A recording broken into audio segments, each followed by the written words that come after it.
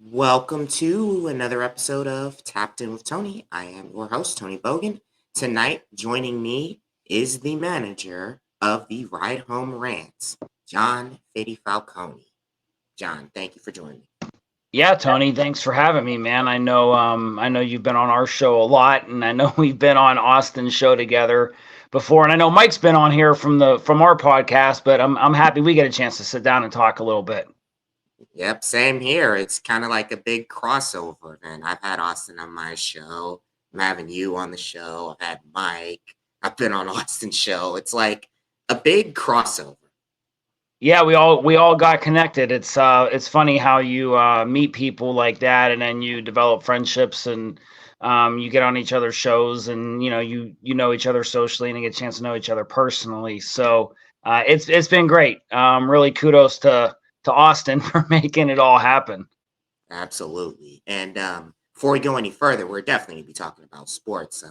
Tell us a little bit about where you're from, what your background is, and how you met Mike Bono. Sure. So I grew up in Pennsylvania a long time ago, and I've kind of bounced around from a few different states through college and then my coaching career previously and my other jobs. So where Mike and I met, though, who is the owner and host of Ride Home Rants, the podcast, is we went to college together. And he was a couple years below me. He swam. I played football and track. We had a couple classes together, things like that. So, anyways, we graduate. Time goes on, probably 10 years. After that, maybe 9 years, and I moved to like Wintersville, Ohio, where Mike lived, and he was working at a car dealership. And I was getting my car serviced, and we just ran into each other. And I'm like, "You look familiar," and he's like, "You look familiar," and I'm like, "Oh my God, Bono, I haven't seen you in forever." So we reconnected that way. And then how I became the manager of the podcast was, so Mike started the podcast originally with him just ranting in his car on the way home and putting up YouTube videos. And then he got the idea to do a podcast. So thus Ride Home Rants. So it really started the early shows of like December 2020, a little bit of early 2021, especially in the heart of COVID when nobody was really doing much, just ranting and going on all these different tangents and all this and all that. So he makes this post and he goes, "Hey, I'm looking for people to be guests." And I was like, "I'll be your guest." So that was like in, I think, wild card weekend of the 2020-2021 football season. Shortly after that, he said he was looking for some more guests. And I was like, "Hey, Mike, I know some people, from my background and all my different jobs and stuff like that." And he was like, "Yeah, okay." And then like just asked a few people and they wanted to come on. And then we really got the ball rolling. And Mike's like, "Do you just want to manage the show?" And I'm like, "Sure." And then, here we are in season 4, going forward. So really what started as Mike just literally losing his mind on the way home, turning into a podcast to, now managing and get a chance to meet you and have you on a bunch of times and stuff like that. So that's a little bit how Mike and I met. And that's a little bit how I became the manager of the show. Awesome. And I know briefly touch on you say you played high school football in Pennsylvania. How was that like as a kid? We know about the Ohio high school football team, but tell me what it was like in PA as a player. Sure. So Pennsylvania football is a little bit different than Ohio. You have where like Ohio has regions. You have region, whatever, 32, 18, da da da da. Within the divisions, you usually have the 4 regions. Pennsylvania has classifications. So when I was in school, there was 4 classifications. Now it's the whole way up to 7. So anyways, you have different districts. That's the way they do it. And then you do like a district tournament, and then you meet in the semifinals or finals of the state. So playing in Pennsylvania and previously having some coaching experience in Pennsylvania and then coaching in Ohio, the Ohio system's a lot better, I think, with like the computer points and the rankings. Pennsylvania, a lot of the districts are very uneven.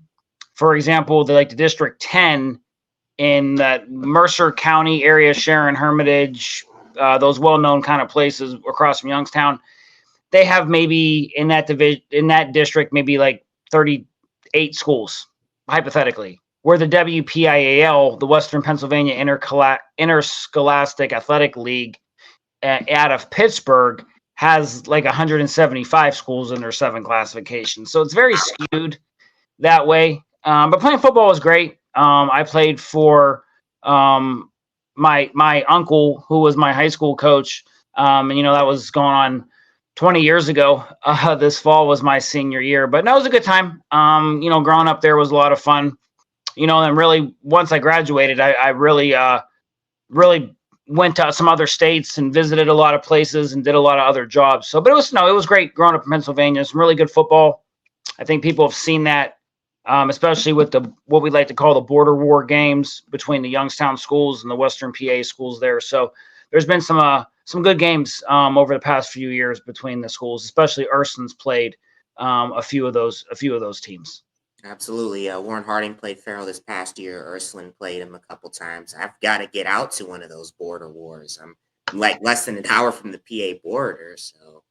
Yeah, and that Ursuline game 2 years ago was a really exciting game. Farrell opened up their new football stadium at that time, and that game was moved on a Saturday night. So there was a lot of people there. It was really great. Farrell should have won that game. I think they missed 4 2-point conversions in that. And then this past year, Farrell and Warren Harding was a gargantuan game. Farrell won that game, and kudos to them. Rough game for Warren Harding, because I don't think you should ever lose to someone that you're 4 or 5 times bigger than.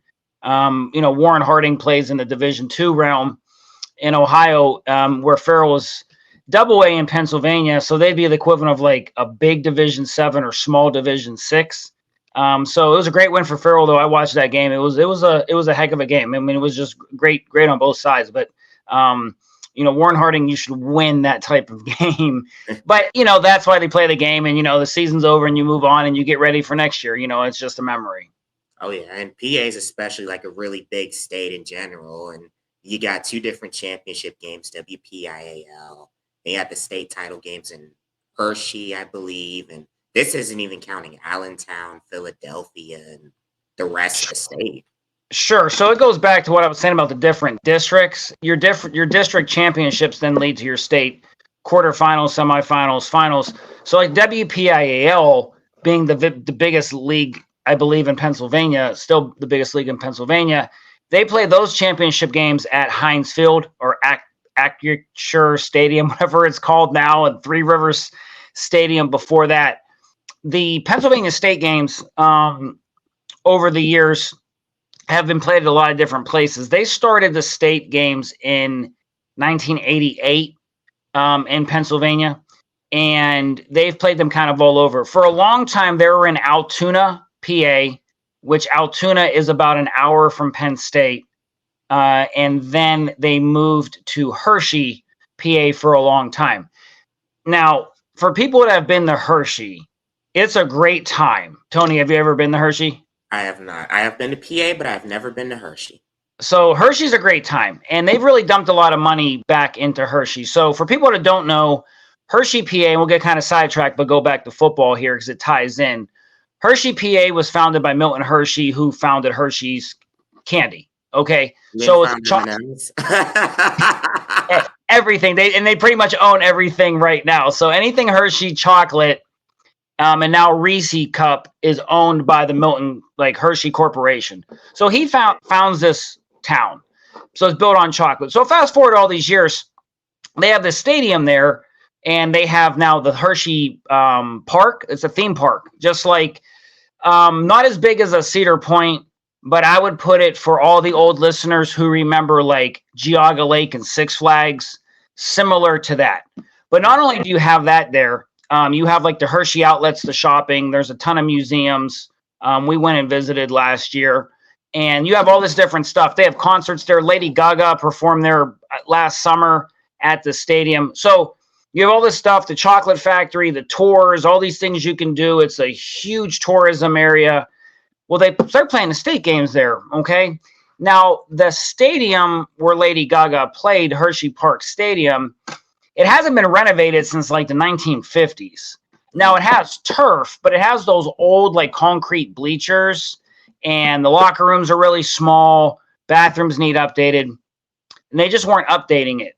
Now, everybody that knows Hershey knows that area has money. It's wealthy. I mean, look at all the stuff it has. Lady Gaga's not going to play at a poor place, right? So let's think about like that. But Hershey had the state championships for a long time.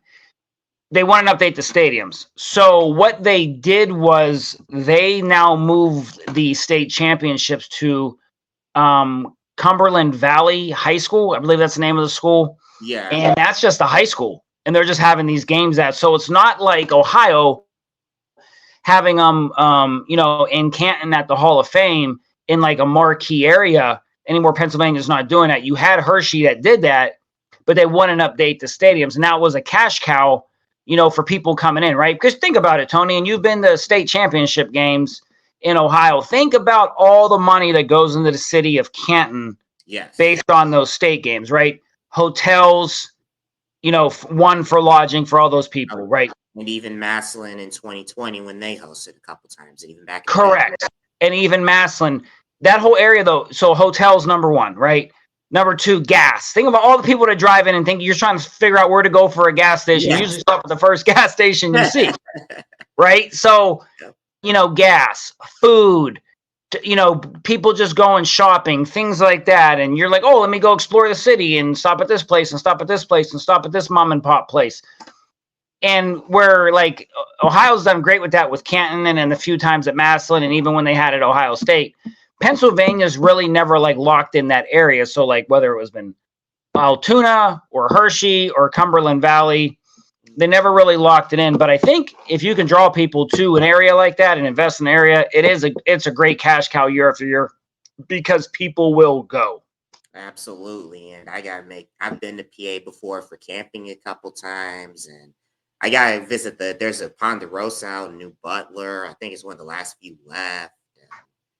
Yeah. So where do you go camping at in PA, Tony? Well, I used to go camping, but there was a Pymatune State Park, right over the Ohio PA border. There was, I think there was a place where we went rafting one year. I forget what it was, but we went rafting one year. It was a really nice Ohio Pile.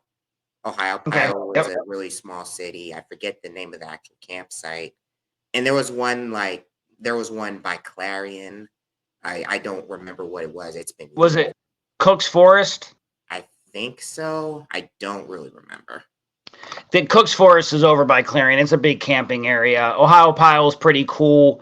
Yeah, people that don't know Pymatuming State Park, that's Jamestown, Pennsylvania, and Andover. So it like sits like this between each other, and then there's that. So yeah, so that Andover and Jamestown is where Pymatuming State Park is, and really nice camping. There's some mom and pop restaurants there. Lot of cool little places. Oh yeah, absolutely. Before we get sidetracked on PA stuff, let's talk about well, you're wearing your Knicks hoodie. So sure. How did you become a New York sports fan? You got the Knicks, you got the Jets we talked about, and you're an Isles fan. Tell me about that.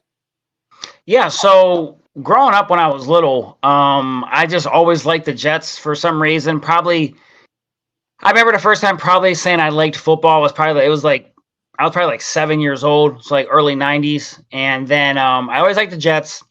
And then I used to like the Mets and the Indians, now the Guardians. So, but that was when Mike Piazza played, and I was a Mike Piazza fan.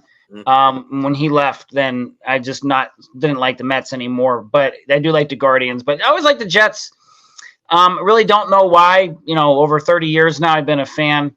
Always liked the Islanders. I just thought it was cool, that they were called the Islanders, and I like the name. And what do you know? You like to kind of pick cool things when you're little like that. So you like the Islanders. They have a great tradition there.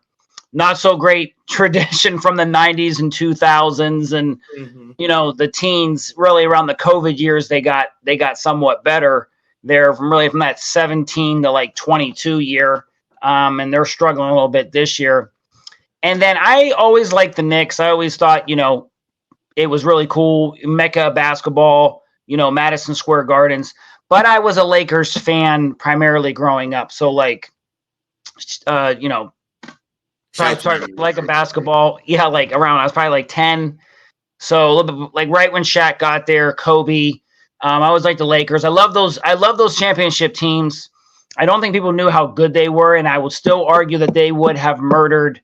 Let me say that, poor choice of words. They would have beat down the Golden State Warriors championship teams, because I don't think people realized how good like Kobe and Shaq were together. But people like Robert Horry, 5 NBA championships, Derek Fisher, 7, I think. Yes. Maybe even more. Derek Fisher, Rick Fox, AC Green, Devin George, Mark Madsen. I mean, you just had a whole plethora of people, right? Yeah. For those years, they were very talented. I love those teams. And then even when they had Gary Payton and Karl Malone, as well, and then the championship teams with Pau Gasol and Kobe Bryant. But I never liked LeBron James. I just never have liked him. And when he went to as the Lakers got bad after like Phil Jackson left, and then like as Kobe got old and hurt, they start drafting like a lot of those young guys. I kind of start paying attention more to the Knicks. And again, I never liked LeBron. So as like the Lakers got worse, and of course the Knicks were bad, I just start gravitating to them. And then when the Lakers got LeBron, that was pretty much it for me with that. What was that? I said that was it for you. That was it. Yeah, but I already started to like the Knicks before that. I really started to watch them a lot when Fizdale was the coach, and then Mike Miller got, not the old basketball coach or basketball player Mike Miller, but Coach Mike Miller when he got the interim job. And then with what Tibbs is doing there now, it's great. But I always liked the Knicks. Think back even to like the 90s growing up, watching some of those games, even when like Jeff Van Gundy was the coach, and even when Pat Riley was there, I'd always still watch him and stuff. So I always had a soft spot for him. But as I got older, I really streamlined down to all the New York teams except for the Guardians. Gotcha. And I remember the Knicks 8 seed went to the finals in '99. And even when you think if Shaq and Kobe went to I believe they went to the semifinals against the Jazz one year. You think they would have had a shot at the Lakers and stopped Jordan from a second three-peat, or no? I don't. No. So I would say like those '90s teams by the Knicks were really good. I'm talking about the Lakers. Right. Well, here's what I'm saying. I think the '90s Knicks teams were really good. Mm-hmm. I think though they were tough as all heck, but I don't think they were talented like those Lakers teams were, those Jazz teams, and those Bulls teams. So I think the Knicks were probably more physical than all of them as a unit, from like especially that '94 loss that they had in the finals and the '99 loss. But I just don't think they were ever as talented as any of those teams to ever make that type of run in the '90s. And I remember too, like when you're talking that era of basketball, you also had the Rockets were really good. Yeah. The Spurs really started to come on. So I don't think anybody was going to stop the collision course of the Bulls, and especially the Jazz those few years of being like the elite teams in the late '90s. Oh yeah, and especially the power shifted all the way over to the West. Ironically, when Jordan retired the second time, Lakers went for a three-peat. Spurs won the titles in 05 and 03. Yeah, and if you look back at that era of basketball, the Jazz were still very good till the time Karl Malone left and then went to the Lakers in 04. And if it wasn't for that shift in dynamics of like, the Jazz being pretty much elite and the timing of things, and Jordan leaving, and then the Lakers becoming really good and the Spurs becoming who they were with the Tim Duncan pick and David Robinson, that Karl Malone and John Stockton would have owned a lot of championships. Unfortunately, they were here and the rest of their team was here. where Yeah. like the Lakers had an upper echelon, legit starting five, and argumentatively Kobe and Shaq are top 10 players all time, where Karl Malone is arguably maybe a top 10 player, for sure a top 20, Yeah. and John Stockton's probably, a top 25, but Hmm. you just never had the elite talent to overtake that. So it was interesting because you had these half dozen teams fighting it out in the 90s, but then really everybody just separated from each other. And then, the Knicks were bad for 20 years. The Lakers were good for like another 16. Yeah. And then you had the Kings, but we're not going to talk about 2002. Or I'm going to get.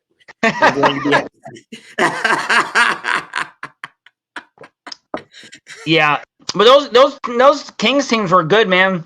Peja Oh yeah. Stojakovic and Mike Bibby, Chris Webber. Those Yep. are some legit dudes, man. People don't know how good Peja Stojakovic Oh was yeah. at shooting the ball. That dude played right now. I mean, he would probably be a legit MVP candidate because he would just be hitting 10 to 12 threes a night, probably. Oh yeah, and we got the his son plays at Stanford, and the Kings are all of a sudden that good. So it took them 17 years to win a playoff game, but they did. Yep. Yeah, So it's amazing how those things come full circle, right? So like growing up, you're watching Peja Stojakovic or Shaq. You're watching Shaq and whoever Carmelo else and Anthony, Carlos all these things, Boozer, and now all these Zion. guys' kids are coming up. So it's John's it's kids. it's one thing that makes me feel like I'm getting old. Yeah. um, but it's pretty cool, kind of watching all this come full circle. Oh, absolutely. And you say you were an Isles fan. Hmm. Yeah, talk about that. I've watched hockey here and there. I remember when Isles, I believe they won the last game ever played at Nassau Coliseum because I think they moved back there during COVID. They played at Brooklyn's arena, Barclays Center. So what they were doing for a number of years as the new arena, sorry, I would say stadium for hockey, and it's not a stadium, it's arena. When the new arena was getting built, they're playing at the old place. The new arena opens, they still had the old place. So they were like going back and forth. It was very bizarre that they were doing that. But for people that don't know hockey, and I'm not like a hockey historian by any means, but the Islanders won 4 Stanley Cups in a row in the 80s. They're the last team to do that. They're actually one of the more historic teams from, years and years ago in the NHL. Now, they fell off for a long time. They had some bad management. The Rick DiPietro situation with his contract was bad. He got hurt, things like that. He was supposed to be kind of their savior and their builder. But anyways, they were bad for a long time, but they got good, really around like that. I believe it was like 2018. Had a good run, made a couple playoff appearances, made some deep runs in the playoffs. Unfortunately fired a couple coaches the past few years, but they're still battling a little bit, but they're not having the greatest year. They're like 20, 17, and 12. I think the last time I looked. So, So they'll probably make the playoffs. they should make the playoffs, but I don't know how it's gonna end up going for them. It could be a Florida type run where they just make the Stanley Cup and they come from down 3-1 against a 65 win team. Maybe. That's a lot of luck. And I don't know if they're that lucky. Usually us New York sports fans aren't. Oh, absolutely. And you had at one point in 97 before Hartford moved to Carolina, you had 5 or 6 teams within maybe a 4-hour radius. You had Hartford, the Rangers, the Isles, the Flyers, the Devils. And if you want to go a little up north, you got the Capitals, and then you had the Bruins, and then south you had the Capitals. Like 6 or 7 teams within maybe a 5-hour radius of one another in the mid 90s. Yeah, it's weird too if you think like from a hockey perspective, right? Like you don't think that's a East Coast sport, right? You think like Midwest, Canada, Yeah. you're not really thinking like New York because you don't, you even think like New York, you think the Jets, you think the Giants, you think the Knicks, you don't really pay attention to hockey. Washington D.C. I don't think anybody even knows hockey's even there, right? You Yeah. think Washington D.C. You think the President of the United States Yeah. and the Commanders, formerly the Redskins. So and then you think Boston, like who the Bruins are, but you always are going to think the Celtics and of course the Patriots. So it's weird though how they have all those teams right there. And it's just like, why would you put them on the East Coast? But they've done pretty decently well over the years. The strangest thing is there were so many teams on the Eastern Seaboard, even including the old Nordiques, including there were so many teams on the Eastern Seaboard that Toronto was in the Western Conference till 98, 99. And Toronto is east of Cleveland. Sure, Let sure. that sink in. Yeah, I know they had, and they had some movement with the teams. Like they had the Hartford Whalers, and they moved, and To you know Carolina. all that too. So yeah, it was weird their configuration. I don't know if that was just like a historic thing with them or why they wanted to do it that way. But yeah, it was definitely odd. That's for sure how they had that really reconfigured until like Gary what was Jerry the Bettman. whole yeah took over and kind of redid some stuff. And I'm surprised when you mentioned New York teams. I'm surprised you didn't hop on the Tommy DeVito wave. No, I mean it was cool, for the Italian American community to see what he was doing and all that. And his agent, Trump with the way Solana. the way he was dressed and stuff. But yeah, definitely not a Giants fan. Not hopping on a Tommy DeVito, Tommy Cutlets train. But it was cool to just see an undrafted rookie do well for himself. Gotcha, gotcha. And you also mentioned you were a Hawaii fan. Talk about your fandom of the Hawaii Warriors. Yeah, so I became a Hawaii football fan in like the year like 99. Um I really stumbled across them, right? Nobody really knows Hawaii football. It's like 6 hours behind us. Nobody really knows anything about it. But it just so happened I was like a preteen hanging out in my room one night, like planning on playing video games. It was a weekend. I Mm, see this Hawaii football team on TV, and I'm like, cool, like Rainbow Warriors. Their uniforms look cool. This quarterback throwing the ball all over the place with like this fun and gun offense. June Jones is the coach. So I started kind of following them. Well, that was 25 years ago. Here we are 25 years later. Timmy Chang, who was the quarterback for that team, is now the coach of Hawaii. So it's really cool to just kind of watch that come again full circle, like we were talking about the players with their kids. But yeah, just started watching Hawaii and what June Jones did for the program there. And then with all the great quarterbacks that they've had over time. So they had some good runs there. The 08 team played in the Sugar Bowl yeah. with Colt Brennan. Colt Brennan, who's sadly passed away. He's only a few years older than me, but they had some really cool plays, and the offense was great, and they had some really great receivers that went on to the NFL. And then June Jones left for the SMU job.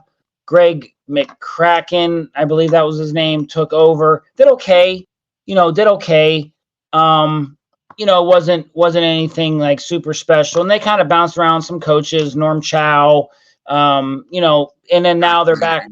Now they're back to Chang. So, he's done okay. They were 3-9 last year. They were 5-8 this year. Beat Air Force. So which was really great. No longer playing at Aloha Stadium, which is sad. Everyone that watched the old Pro Bowls or the old Hawaii games, you're at Aloha Stadium. But something I didn't know, Tony, was that Hawaii, the university, doesn't own Aloha Stadium. The Port Authority in Hawaii owns Aloha Stadium. So, you played off campus, even though you're on the same island, you played off campus, and really none of that money went back to the school, just kind of went to the Port Authority. But they start just, again, like most things, hemorrhaging money because you didn't keep up on stuff. And then it just kind of got to almost be condemned. I don't even know if anything really goes on in Aloha Stadium anymore. So they moved it to campus, but they had to make some major renovations to their facility. It was a soccer and track facility that they had to upgrade because to be an FBS affiliated school, you have to average, I believe, for over a season, like 15,000 fans at a game. And they didn't have the seating for that. So they had to invest in that and all this stuff. But now they're on campus playing there. Next year, they open up with UCLA in week 1 in Hawaii, and then Oregon week 2 in Hawaii. Ooh. So really cool for them because before years past, none of those teams ever went to Hawaii. USC did one year. Yeah, I'll give you that one. You're right on that. But it was always them coming to the States, the continental US. So it's really cool to see that. And then Hawaii basketball. I do like Hawaii basketball. They started off pretty good this year. Yeah. 8-2 non-conference record right now, though they're 12-8 and 6th in the Big West. There's still time. Still time. Hopefully they can make a run in the Big West playoffs. But Hawaii football and basketball fans. So if there's any other Warrior fans out there, kudos to you for staying through the dark times. Well, I'm not gonna lie to you, Fiddy. I actually had a Hawaii football shirt at one time. I would stay up until 2, 3 in the morning watching Hawaii basketball and football. And I saw them. They actually played against Wisconsin one year. At home, they played against Wisconsin one year. They played against Notre Dame in the bowl game. I think Notre Dame won that one fairly easily, but still. They were supposed to play against Memphis, but they forfeited. Just a lot of drama with the head coach. A lot of players transferred out of the program. And because I like Hawaii. I want to see them do well. I want to stay up till 2, 3 in the morning and watch some Hawaii football. And you forgot one thing. How could you forget the most important Hawaii tradition, man? Oh, the haka, man. Yes. Won't forget that. Everybody that's a Hawaii fan knows that. And if you haven't had a chance to see Hawaii do the haka, anybody listening to this, I would encourage you to get on YouTube and watch it. It's very intense, but it's a very proud tradition of Hawaii football, especially from the Samoan heritage that the islands encompass. So it's a great heritage thing, great tradition. It brings a lot of pride to the island and to those players. A lot of those players are from Samoan heritage and Samoan background. So to embrace that as a school is just an amazing thing, especially being a public university. Absolutely. And now we're going to get into the podcasting aspect. How did you guys reach out to guests and grow the podcast? I've seen you've interviewed former NFL players. You interviewed a legendary college football coach in Hal Mummy. You've interviewed several guests like myself, Austin, and so on and so forth.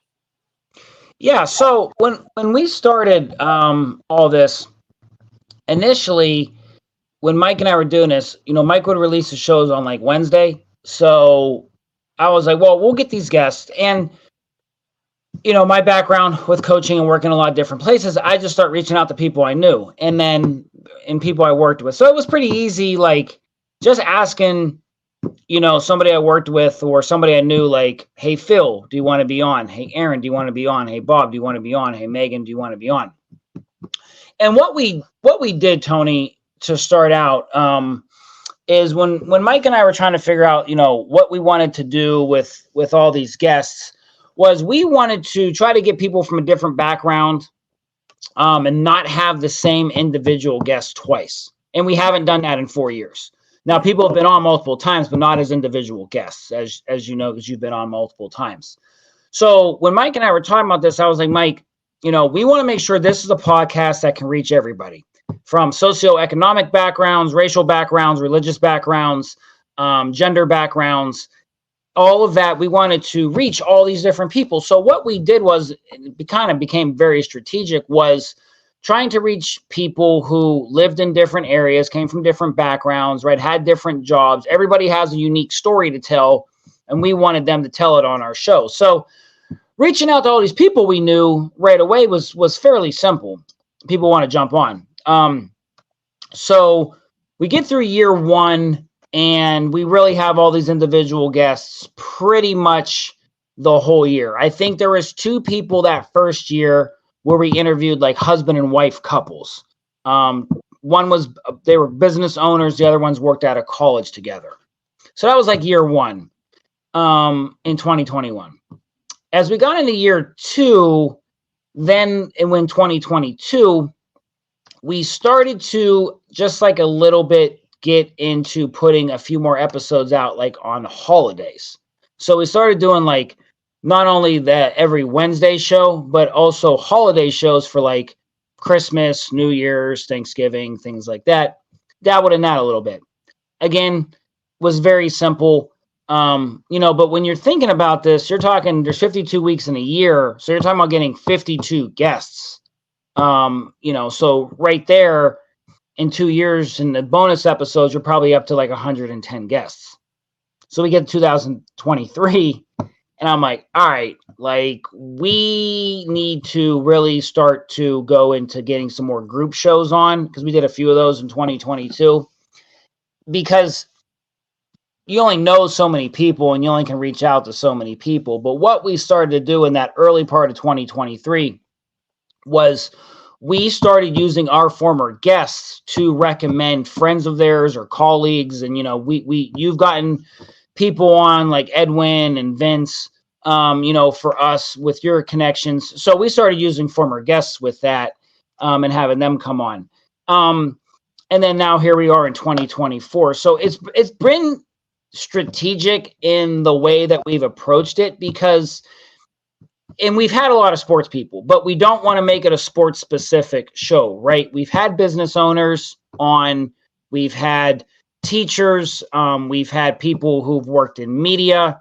So we try to keep it different, that way. And with the coaches and administrators, people that worked in higher ed, fitness warriors, power couples, whatever it may be, we try to keep those like sporadic through the year.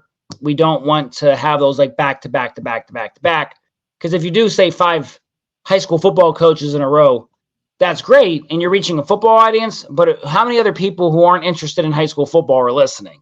Right. Exactly. So that's where we've had to become like strategic with it, in that aspect. Right. And we want to reach, we're trying to reach a gender split audience, like 50% male, 50% female, right? So you have to have both guests, both types of guests on, and we've had enough women guests that we've made an impact in that area, but of course you can always do better, right? So we've tried to be sporadic with that because again, if you're having like 6 guys in a row on all these shows and you don't have a woman guest, you're not reaching the woman audience. Same thing if you have 6 people from Cleveland on 6 weeks in a row. That's great, and you're growing the Cleveland market, but is the average person from Memphis, Tennessee going to tune into the show? So it's been very strategic in that regard, but we really like what we've done, especially with having the group shows and you've been on for enough of the previews. So that's the kind of the just long version of how we structured the show. As far as reaching out to some of these people, like you talked about, again, it was connecting with some of these other people. So like for Hal Mummy, and people don't know how, he was the former coach at Kentucky, a 7-time college head coach, coached #1 overall draft pick Tim Couch. Tony's been on with him. We reached Hal through a mutual friend, Ernest Wilson, who Ernest got through us with Mr. Askew, who's been on a number of times, and I know you've been on with Mr. So, we've reached them that way. So, went from Mr., who helped us to get Ernest, who helped us to get Hal. So, we've had on like Hal. He's been great. Ricky Stanzi, the former Iowa starting quarterback, 3-time bowl winner, just reached out to him on Instagram. He works for a fitness business, and we just reached out to him on there. I was like, hey, like, are you interested? Talk about your company, talk about a little bit about your experience. Yeah, sure. We've had on Kelly Pavlik, former WBO, WBC, lineal and ring middleweight champion of the world from Youngstown. Reached out to him on Instagram, just like, hey champ, like, do you want to come on?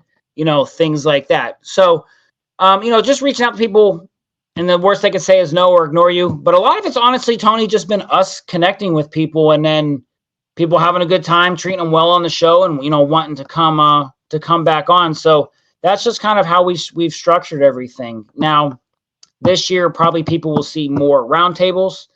For example, like when people listen in March, we'll have a St. Patrick's Day roundtable for our guests to talk about all things St. Patrick's Day related.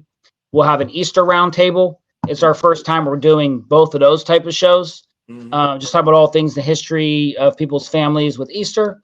And then we're going to do the MLB show, which I know you're going to be on, and it'll be our third year in a row previewing Major League Baseball. So, we have those, and then we'll do another Final Four show in April and things like that. So, where we just had to be creative is doing a little bit more group shows and then trying to reach out to more people to find, the individual shows. But we have a lot of great guests. We've had some great guests on already in the month of January. As this show airs for you, Tony, our previous guest we just had was Tim Weaver, who is the Brown University defensive coordinator, former Bethany College head coach, actually coached at Hofstra and coached at Harvard, coached legendary New York Jet Wayne Corbett, coached legendary NFL quarterback journeyman Ryan Fitzpatrick, and actually coached Raheem Morris, the new Atlanta Falcons head coach. So, just people like that using the connections from the past and, hearing some good stories. So that's kind of where we're at with the show.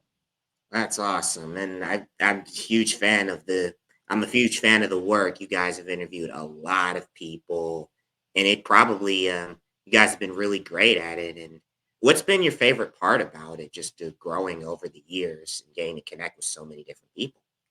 Yeah, I think that's it, right? It's connecting with those different people, and then it's having them have such a good time that they want to come back on, and like for yourself, right? You've been on quite a few times on a bunch of roundtables, and that's a testament, I think, to Mike and the direction he's wanted to go with the show, that you've had such a good time. Whenever we've asked you to come back on, you're always, you're always ready to go and ready to do that. Same thing with like more of the guests that have been on multiple times, like Mr. Askew or Drew McLaughlin, Aaron Fry, Hal Mummy. So a lot of those guys have been on 2, 3, 4 times. Brittany Giamuso. So, it's been a great time. Brandon Wiley's been on quite a few times as well. So, people just like that. And that's a testament to Mike and the work he's done. I think that's been the best part, is just knowing people had such a good time.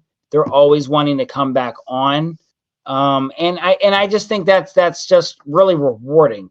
That not only do people get to come on and tell their story and where they're from and how they got there and just tell us about them, but then they want to come back on and then share their knowledge in certain areas. So like when we have had the baseball shows, as or previewing the World Series or the NFL, or having the people on that were small business owners that were on individually wanting to come back on and talk about their business. Austin was on that show with a handful of other people.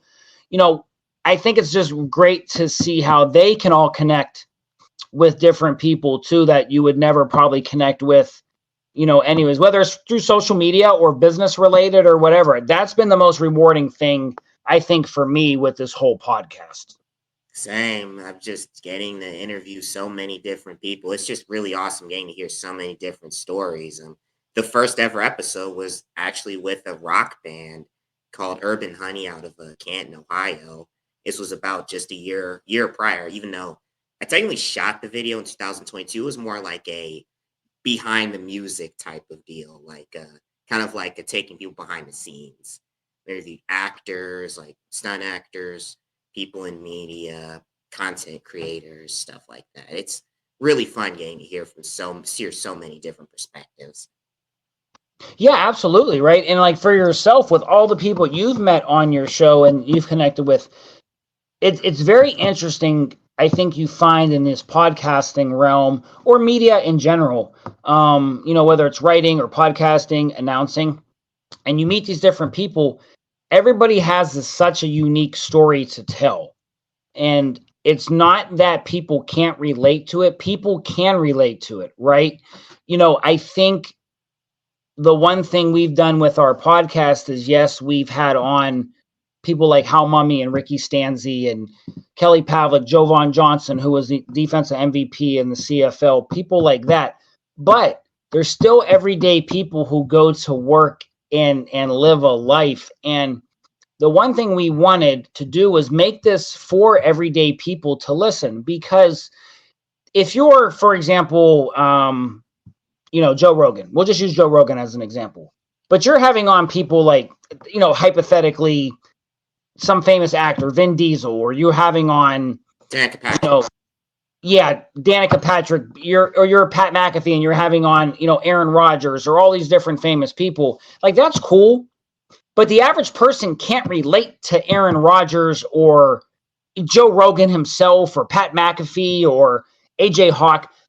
People can't relate to that, right? Because those people are rich, they've made money, they're all over TV. But people can relate to somebody like Ricky Stanzi, who won 3 bowl games, who's playing the NFL, but who works now, who's a great dad, who lives in Lake County. People can relate to that, just like people can relate to who you're having on, right? And if you have the average everyday person on, I believe that people will connect with them, because everybody has a story, right, that they tell. But a lot of people have had the same type of success or in those fields. A lot of people have went through, trials and tribulations and crises in life, and they've went through good times and bad. And I think that's what our guests bring on these individual shows to tell, is a story that most people can relate to. It's not Aaron Rodgers going into and I'm being a Jets fan, but Aaron Rodgers going into a darkness retreat and having a vision. Who's going to relate to that? Are you? You know what I mean? Very few people. Right. But again, having on Tony Bogan on our show, talking about working in medical sales and being from Shaker and, moving away and doing sports media now for the love of what he does, that people can relate to that. People can relate to, Edwin Vereen being on and talking about, mental health struggles, and they can relate to, again, like going back to Ricky Stanzi, or they can relate to the person who's a teacher, the person who's a small business owner, the person who lifted themselves out of poverty, the person who came to the United States and didn't speak any English and learned English, and his parents were, immigrants. People can relate to that, because that's average everyday person. And that's what we really want on this show. And not doing it for like the glory, right? We're doing it for people just to tell us who they are and tell their story and have fun and just, want to come back on. So, and I think with your podcast, right, and you having this with Tapped In with Tony, you're doing the same thing. And I think when people can know that about a show, they will support that about a show. And then they realize you're supporting a small business, right? You have a small business in this podcast, right? Vince McKee has a small business with his Key on Sports. So when you hear these things, you get to support these things, you get to know these things, and just know that these are average everyday people who are just, like me, you, and the guy down the street, right? We're no different. We're not Pat McAfee and Aaron Rodgers and Danica Patrick and, Joe Rogan. Absolutely. Fiddy, it was an honor to have you on the show. And for the people who are probably just tuning in for the first time, where can people find the Ride Home Rants? Yeah, so Ride Home Rants is on all the major platforms, primarily Spotify and Apple, iHeartRadio as well. Mike does have a YouTube channel, Mike Bono Comedy. You can check out all his comedy stuff as well. Mike is also a comedian, but he does have some of the shows on there. But primarily, find us online. Again, Spotify, Apple, iHeartRadio. There's some other ones out there. And, when you tune in and listen to Mike, listen to the sponsors that we do have, who are small business owners and American-based products. It's really great when you can not only listen to us, but, support these small businesses. And one thing I will say for, Mike and our show, and for you, Tony, is people, please download the shows. That's the only way we get credit. Yes. For it, right? We only get credit for it by downloads. When you download the show, that's the way that the show is judged. And I didn't know that going into podcasting, and maybe you didn't either. I thought it was off listens. you can track listens, but you don't get credit for that. Any type of, sponsorship from like a Patreon or anything like that all comes from the downloads. So the more everybody can download the shows, the better. So for Tony here, if you haven't downloaded all of his episodes, download that, right? That helps Tony and his small business endeavors here. Same thing with Mike too. So that's definitely one thing I would say for plugging all the podcasts out there. But yeah, iHeartRadio, Spotify. You can find a lot of the information on Mike's Instagram as well, which is just Mike Bono Comedy on his Instagram. He posts information about the shows every week. But yeah, just tune in and check us out.